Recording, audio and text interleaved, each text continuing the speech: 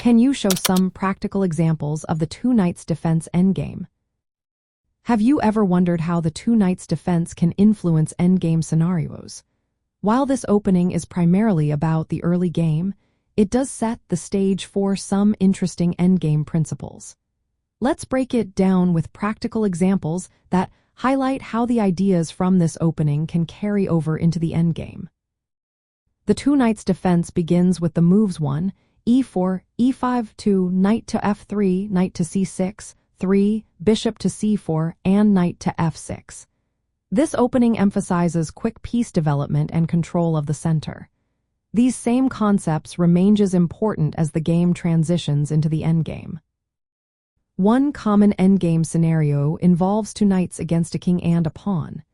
This situation is rare, but it can lead to a checkmate if the pawn is not advanced beyond the Troitsky line.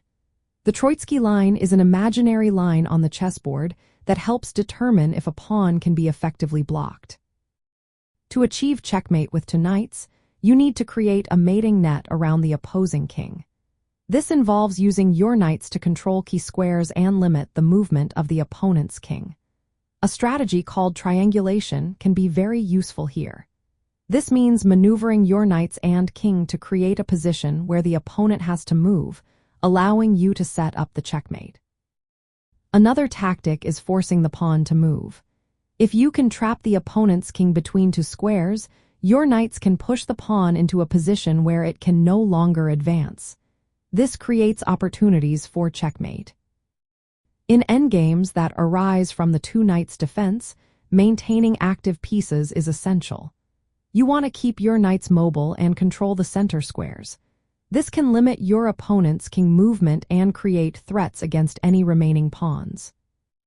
While the two knights defense is not an endgame strategy, the principles from this opening can guide your play in endgames. Focusing on piece activity and controlling key squares can make a significant difference.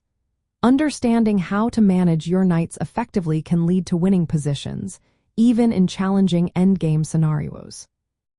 So, while the two knights defense might not directly translate into endgame strategies, the ideas of piece development and central control can certainly help you navigate those tricky endgame situations.